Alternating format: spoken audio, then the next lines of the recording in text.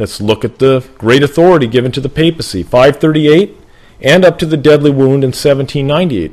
We know as Adventists, 1,260 years, 7 times 180, goes in by 7. It goes in by 5. But the shocker is it also goes in by 6. Goes in by 6. 6 times 210.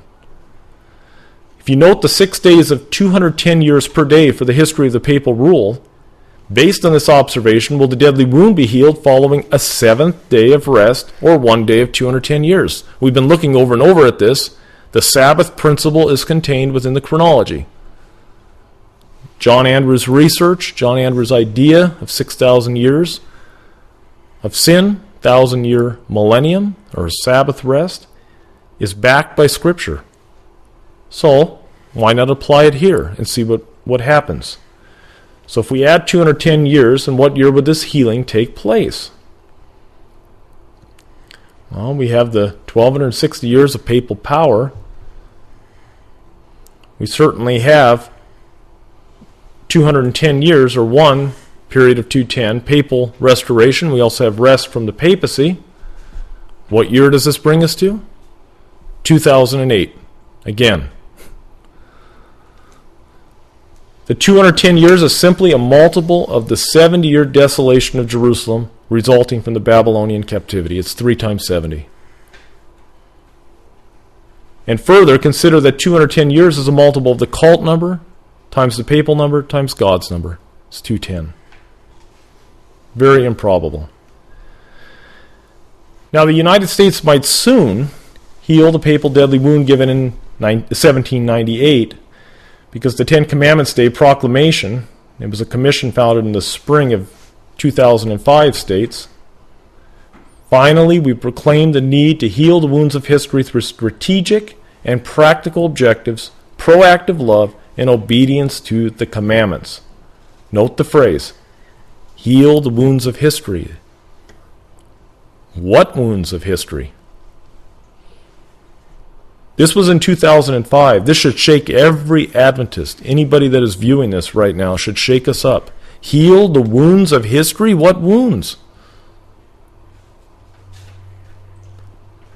Looking at the prophetic 1,260-year papal period, it can be shown that the Protestant Reformation, which began with John Wycliffe, had its beginning at the start of the 5th day in a weekly cycle, based on the 210 years per day, or in the year 1378. Note we put down 6 days of 210. Wycliffe's public presentation occurred in 1378. That's when they knew exactly, in written form, what Wycliffe was teaching.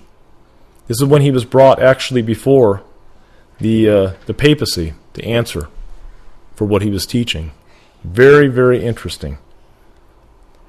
Looking for a moment at the 3 decrees regarding the Jews after they left Babylon in 536 BC, there is a very interesting time relationship. You'll notice that from the first decree releasing those Jews from captivity under Cyrus the Great, up to the second decree renewing temple construction was 17 years.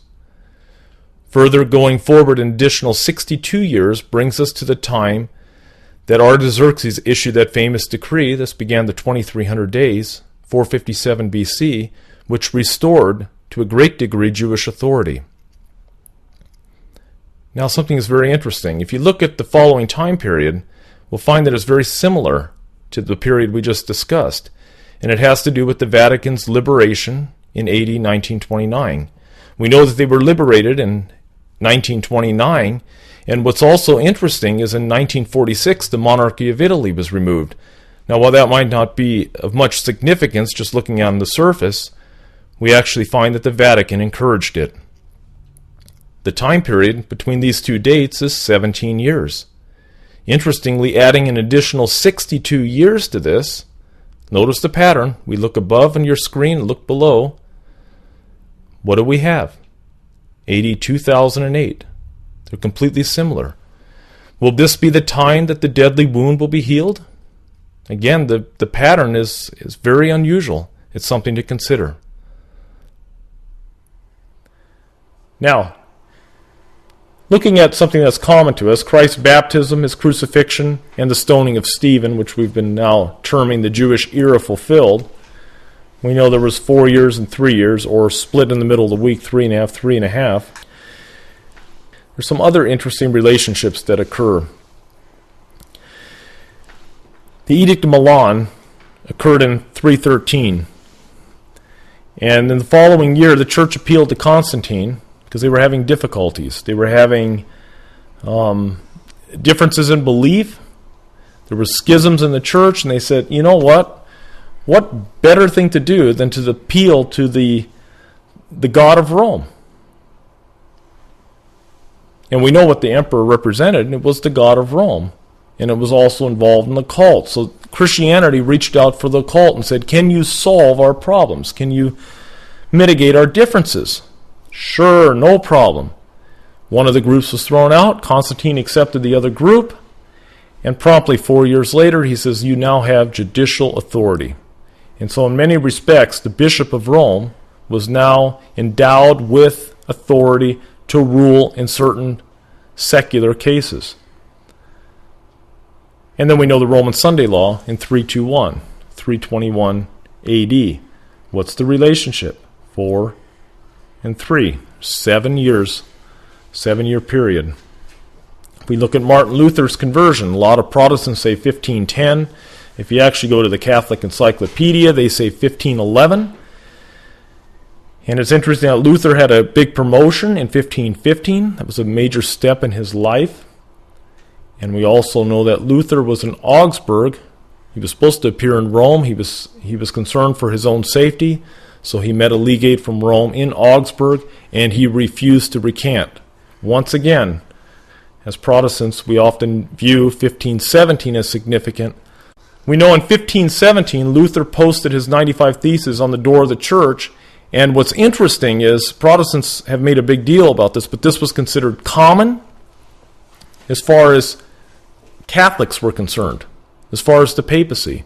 This was common for students to enter into debate on certain biblical subjects, and that was no surprise that Luther posted something to have an argument over. But it was in 1518 when he says, I'm not stepping away from what I believe, that this became a very serious problem for Catholicism and the papacy. Again, we have a 4-3 relationship. Now let's look at the French Revolution. We have a new French constitution which the Pope condemned in 1791, and look where we're headed to. The third French constitution granted separation of church and state. Quite opposite of what the papacy was built upon. And we know that by 1798 the Pope was a captive. The Reign of Terror lodges right in between the first portion, between the French constitutions. And again, we have a 4-3 relationship, or 7 years. 1840, Josiah Litch's prophecy. We say Josiah Litch's prophecy, it's the Bible prophecy, but Josiah Litch said, hey, if the day and year is correct, the Ottoman Empire will give up its power to the Allied forces in 1840. And the Bible was very specific down to the day, and a short time before the event was actually fulfilled, he predicted the day, and it did come to pass. And Ellen G. White says the first angel's message took off with a lot of energy at that point. It's very clear about that. So if we go from the first angel's message to the second angel's message of 1844, and then we know that the light of the Sabbath came forcefully to Ellen G. White in the spring of 1847, we have a 4-3 relationship again.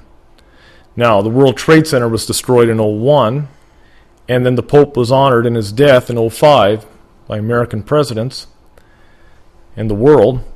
Again, we have a 4-3 relationship. Adding 3 years on, again brings us to 08. Will the U.S. enact the first national Sunday law at this point? Is there a connection there? It's possible. It's not only the Jewish era fulfilled. Remember, when this nation turns her back against God, she will be rejected. So there may be a little more than what meets the eye here.